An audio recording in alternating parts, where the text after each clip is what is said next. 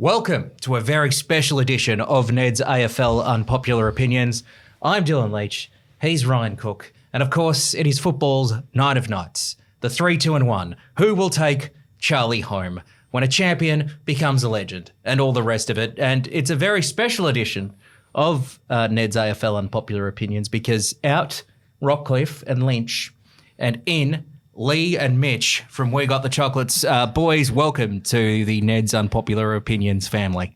Thank you, Dylan. Thanks for having us. It is a shame I'm not sure it's an upgrade for you. Rockcliffe and Lynch sort of big shoes to fill. Big names, I would suggest, particularly in reference to AFL. Although Alistair Lynch I've also played cricket against, and he scored 80 against us randomly when he was like 45 years old. So that was also quite disheartening. But either way, no matter who was on this panel, if we had you two blokes, or Lynchy and Rocky, none of them have won a Brownlow. So no one on this... No one on this panel has won a Brownlow medal. But, of course, it is a black tie event, so we are dressed for the occasion, except for Ryan. What's going on, Ryan? Look, got the invite last minute. Couldn't get to Mum's place to find my old school tie, so I've come just in the white shirt, you know. But you boys look spiffy. You do look spiff. Yeah. Take it. I've only just managed to fit into this. It's a couple months old, and I've obviously put on a few kegs, but that's all right. Well, didn't you just run a marathon? Yeah, you would have thought you'd lose some kegs doing that, but apparently not. Also followed by a few beers, I suppose. What sort of marathon? Well, pretty much just one where you run 42.2 kilometres or whatever it is. Yeah, I mean. It was in Sydney. Yeah. Slightly uphill compared to the Gold Coast one we've done before. Not great. Yeah, very good. Well, that's one thing you got in common with Rocky. He loves to run, so there you go. I reckon he's got us covered for fitness. Yeah, I reckon he might love it more than we love it. Now, to our main topic, the Brownlow medal. It's exciting. It's Monday night. It's always something we look forward to every year. How do we feel about the Brownlow medal? Do you guys enjoy it? Do you watch it? Do you think it's as...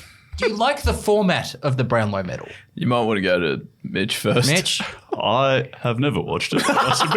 You've never watched the Brownlow? No, mate, I've got an early bedtime, you know. Yes, I'm so glad you said that. It does go on. Yeah, I like waking up the next morning and seeing the results. That's about as closely as I pay attention. Well, it's been a great Brownlow special. Yeah.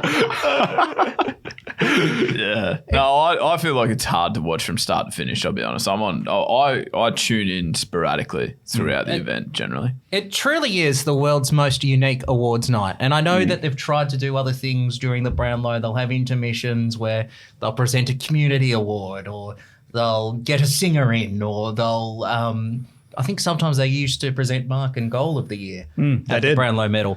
But when you think about it, it's literally an awards night, but it's not. It's an award night. There is one award for the whole night. So you always know it's a sign of someone who doesn't follow footy properly when they refer to the night as the Brownlows. And it's like, no. It's one award.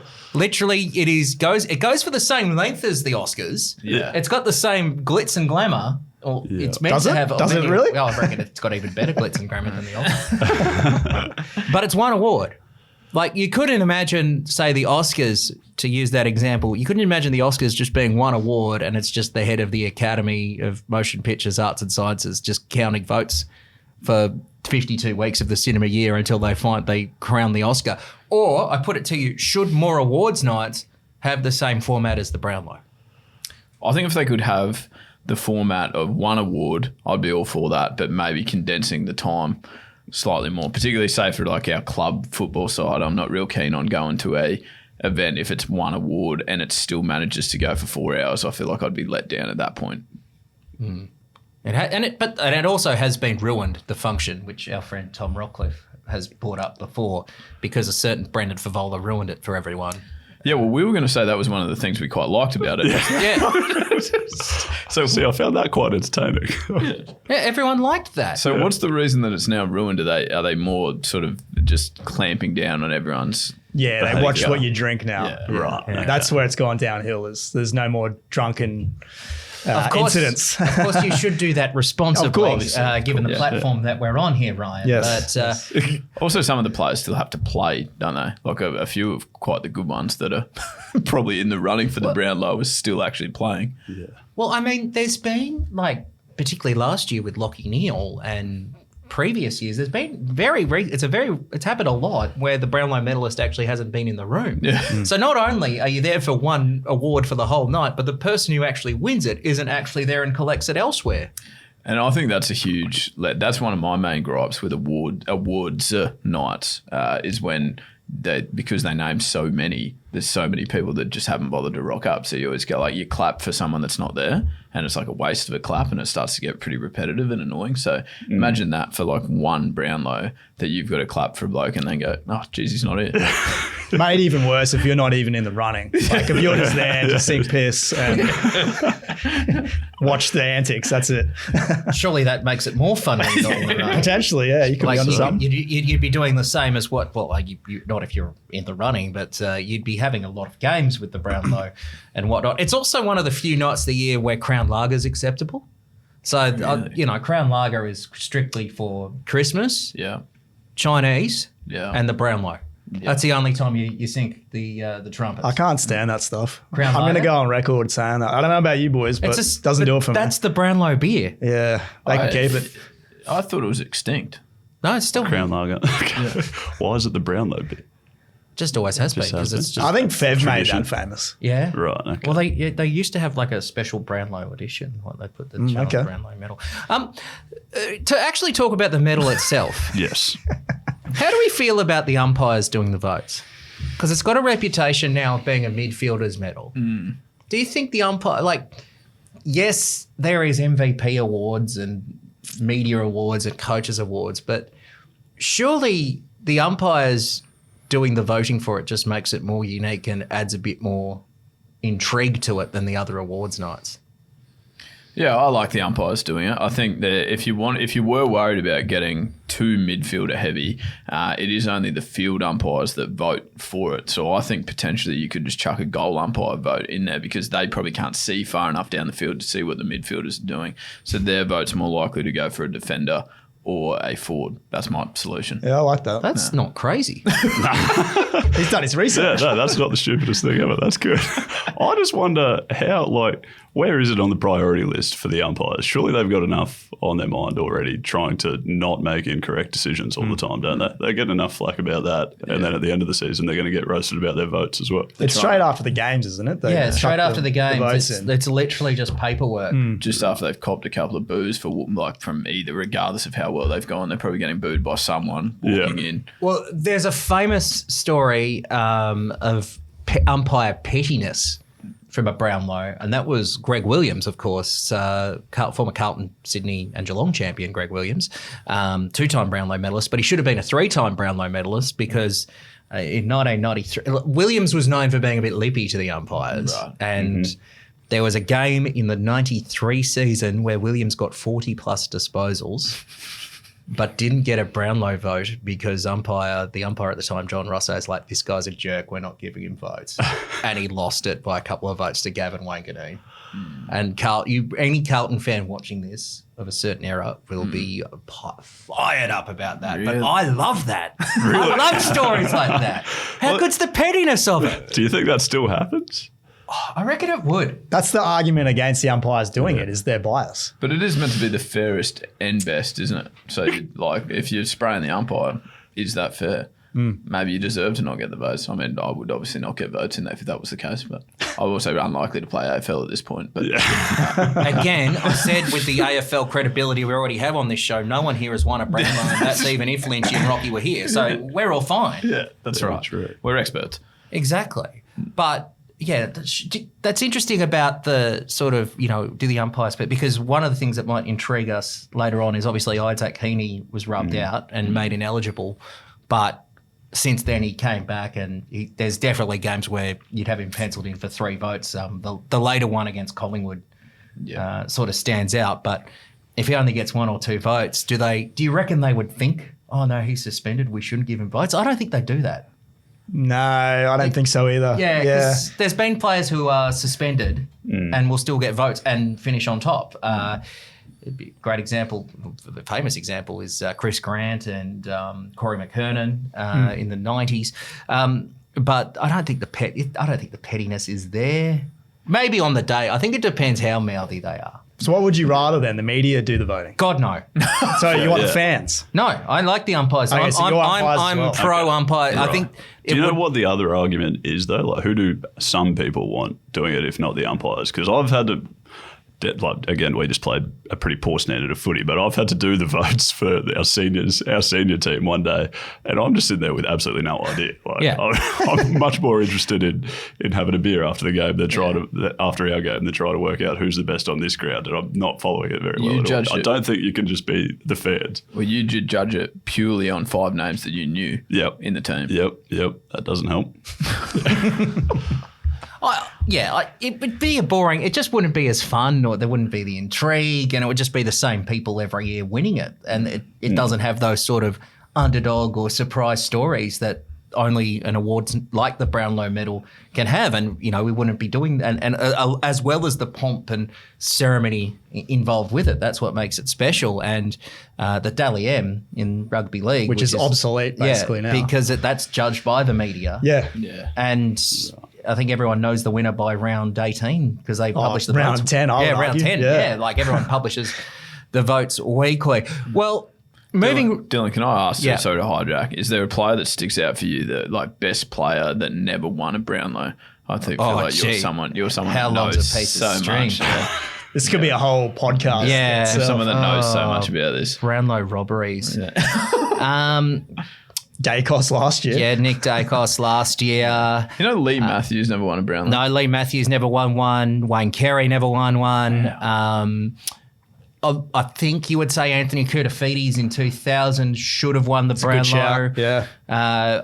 They probably got the years wrong between when Chris Judd won his second and Dane Swan won it the following year. I think Gary Ablett Jr. should have won a back-to-back Brownlows the year Matt Predis won. Yep, correct. Wound you up here. I've written stuff on it. There's Brownlow robberies is a great discussion. Wayne Campbell should have won in 95. No Richmond names yet. Yeah, Kevin. No, I just said Wayne Campbell. That's true. the former Richmond captain. Okay. There's a few from back in the day. I know of stories that like there used to be fisticuffs broke out between Richmond and North Melbourne officials at a Brownlow one year. Right. So no, there's always a robbery. Yeah, right. But I feel bad. I actually feel bad about Cooter in 2000 because he was a superstar. But I think it's unfair to Shane Woewodin because he was really good, but Cooter was just a bit more flashy. Friend of the show, Cooter. Great man, running for mayor. He's running for mayor of Melbourne, Anthony Koutafidis. There you go. That's an unrelated subject. But okay, if Dacos doesn't win one this year, there is going to be bedlam of the Collingwood fans. The conspiracy theories that are going to be out there if Nick Dacos loses the Brownlow. Really? I reckon it's going to just reach fever pitch. It's going to get to QAnon style. He's less of a chance this year, though, than he was last year. Yeah. I think a lot of predictors have Dacos and Cripps really similar. Yeah. And but especially Dacos losing to a Carlton player. Yeah, they will hate that. They will hate it. And they were filthy about Lachie Neale last year, but it's like, well, actually Lachie Neale was really good. You just don't watch any teams outside of Victoria. Yeah. So Lachie Neale pretty good again this year too, to be fair. Not good enough, apparently. I think the last 6 weeks he's definitely going to poll some votes. He's going to have a charge. Yeah. Late charge. Late charge. Triple Brownlow medalist, Lachie Neale, maybe? $9 I think we're getting for him. $9. All right. But yeah, Brownlow robberies, it's always a good subject. You could literally do an entire. You couldn't just do a podcast. You do a podcast series. You do a 24-part podcast series. Okay, I'm glad we. That might be your next piece in the AFL record. Oh, could be. Oh, there's a good idea. You just got an idea. Moving right along, let's talk the betting about the Brownlow because that's how you talk about how it's a dragged out long night and can be a bit boring, but there's plenty of ways for punters to get involved in the Brownlow. There is. And there always has been. But there's no shortage of markets. It's not just who will win. What are the kind of markets that stand out this year on the Brownlow, Ryan? We have some exotics, so you can back the Quinella, the trifecta. We've also got the team markets, so each individual team you can back who will poll the most. What else have we got? Most Brownlow votes. Just the standard market. So I'll read out the odds. We've got Paddy Cripps $2.40, Nick Dacos $2.50, Lachie Neale $8. So correction on the $9 I said just earlier.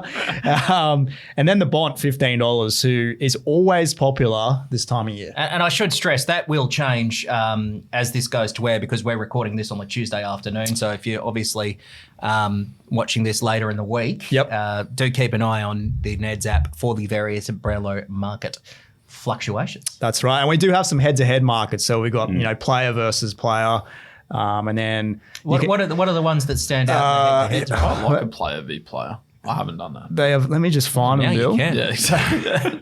How good. We had Lachie Neale versus Zach Merritt, which is an interesting one.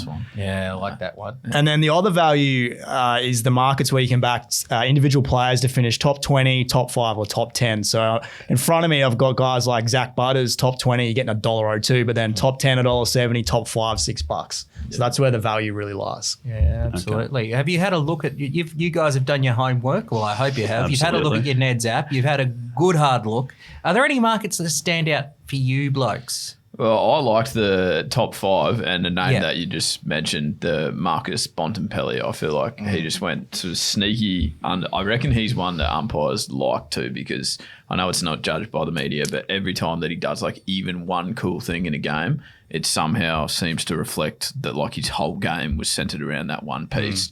And I wonder if he has that same sort of weight of opinion with the umpires. Hence, I feel like that's potentially worth at $1.55 having a little. Don't hate it. Interesting. Don't hate it. Okay, very fair. Well, we managed to find ourselves at a few Gold Coast Suns games this season, and thing. Hang on, we were at their home games? Yeah, home games. Well, then they would have been fine. They lost one home game. I've already spoken a bit about how poorly I judge these things, but I did notice pretty much every game I went to, it felt like Noah Anderson got about 100 touches, and so I'm backing him to end up in the top 10 at $2.10. Like it a lot. On that note with the Suns, I like Sam Flanders here at $7. Led the Suns in kicks, disposals, and marks through the year. Noah Anderson, though, was strong through the first half of the season. I just thought Flanders, he had like a stretch there where he had 30 touches against Port, 43 against the Giants, 33 against the Lions, all in succession. So I think that's a part of the season where he might poll quite well. Yeah, absolutely. Look, I have my hill that I like to die on every Brownlow, but this year, Ryan, I feel it's coming.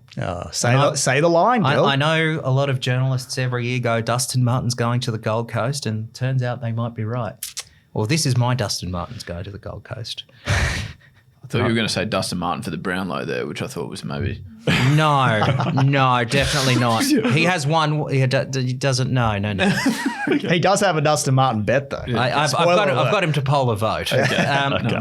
But I think this year's Brownlow will be a tied result, and it's probably going to be Cripps and Dacos. Okay. Wow. And that is paying $4.50 for the tie. Okay. And you have a look at the predictors. You have a look at the previews, you have a look at the betting market between the two. We haven't had a tied Brownlow since Trent Cotchin and Sam Mitchell. Hello, Essendon fans watching this. But I reckon it hasn't happened for a while, but I reckon this is a good year for it.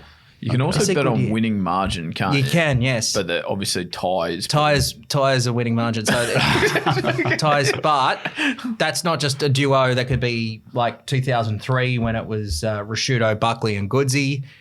So that's basically more than one Brownlow medalist. Right. Okay. So I wouldn't rule out the tie. And there's also, you got to think of the dark horses in the Brownlow. So, and this is what I call the precedent. Yep. So when the umpires go for the umpire pets. Okay, nice. Yeah. And it's always someone who gets a lot of the ball from I shouldn't say interstate club, a non-Victorian team.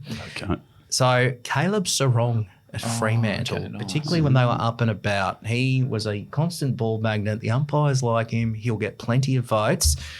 I wouldn't say he'd win. He's probably very good for a top 3 or a top 5 bet. I'd agree with that, yeah.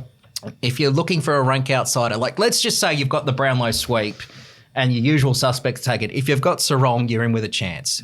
So at the moment, he's paying $21 as of when we're recording this. So if Caleb Sarong wins the Brownlow over Cripps and Dacos and Bontempelli and all those guys, or Heaney, who will probably still poll very highly despite being ruled out, the calls for the Brownlow voting to be overhauled will be in overdrive, and it'll be great. Especially because that would be like the third Fremantle player to win it in the last decade. That's not Nat 5. Yeah. That's the first. He's probably polling votes despite he's been in poor form. He hasn't been in best. Yeah.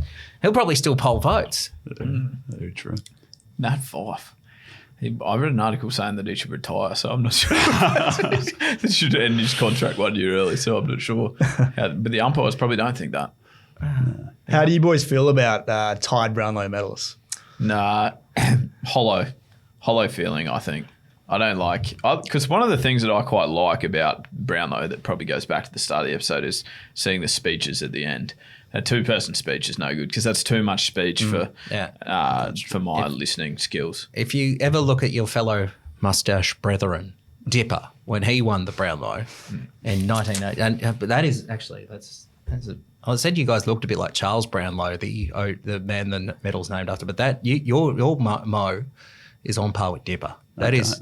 You and Dipper are very similar. When he won his Brownlow, and he famously, they play this clip all the time. It's like, no, I just come here for the free feed. Yep. He won it in 86, but he won it with Greg Williams, who I mentioned earlier. And you can tell that Greg Williams looks pissed off that Dipper is on stage with him. It's like, this is my moment. I am sharing this with Dipper. What the hell? They couldn't be polar opposites. Yeah. If they tried. No. Those two blokes. So I wonder what like the equivalent of sort of like extra time or golden point could be in the Brownlow though. Like if we don't like ties, what would be the They countback? used to have a countback system in the early days of the Brownlow, and then I think it was in probably late 70s, early 80s, they said they'll just award dual Brownlow medalists, and so all the people who were denied a Brownlow and a countback, they had a retrospective Brownlow medal night where they got awarded their Brownlows. So they scrapped. But are you saying this is, you know what? Actually, we need to go full hot take style because that's what all the footy shows are into these days. Is your hot take that we need to bring back the countback system? I reckon, and retrospectively take away all the medals from all the people that retrospectively had them handed back to them. So I'll throw one at you then. Okay. So let's go the triple Brownlow. Yeah. So the Goods, 2003. So Yeah. Goods, Rasciuto, and Buckley. Yeah. Who are we stripping it off? Yeah, Buckley? Fair. Buckley That'd be gone, I think.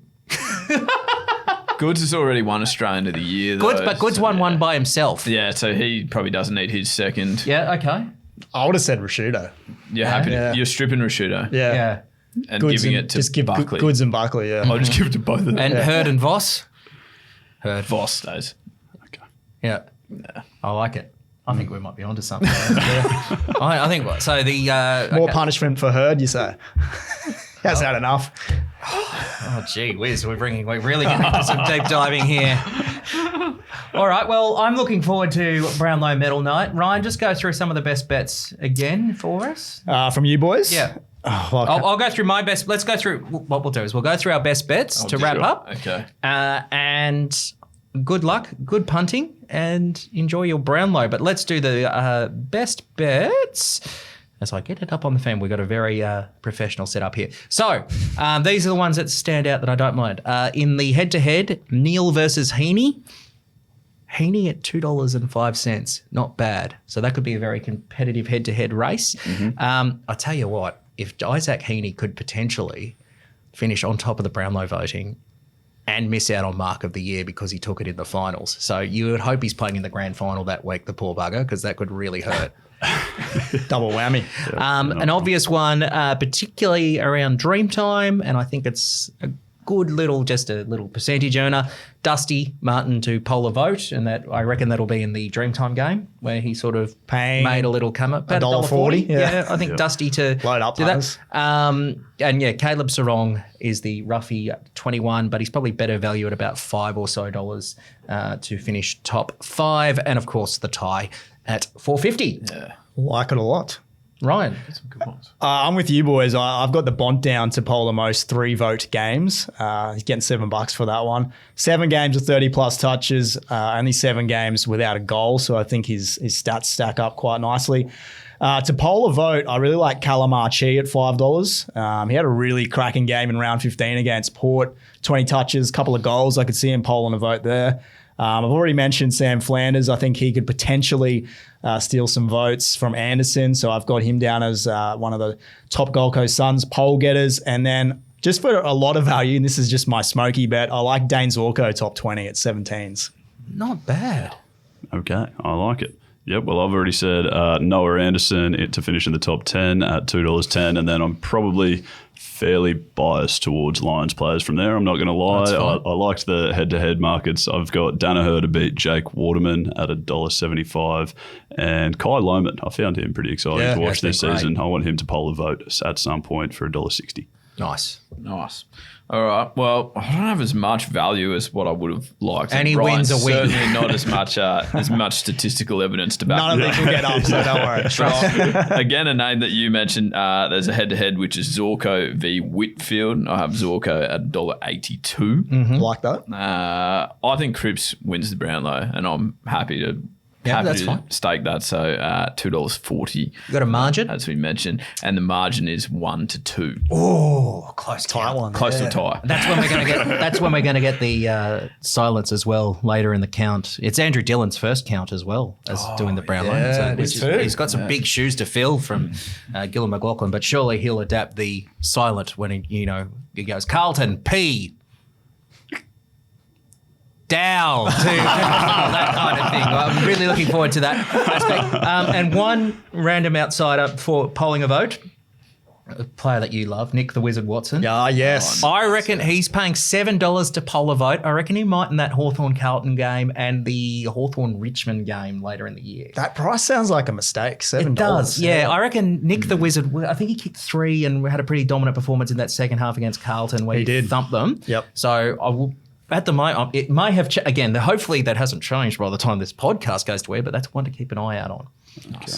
Boys, enjoy Brownlow night. It's been a pleasure having you here. Thank you for dressing up, unlike Ryan. But Yeah. Sorry, boys. Let the team down. Either we'll go outside and people think we're serving the drinks or we're here for something classy. But good luck. We got the chocolates, we got the Brownlow, and we'll catch you next time. Chances are you're about to lose. For free and confidential support, call the number on the screen or visit the website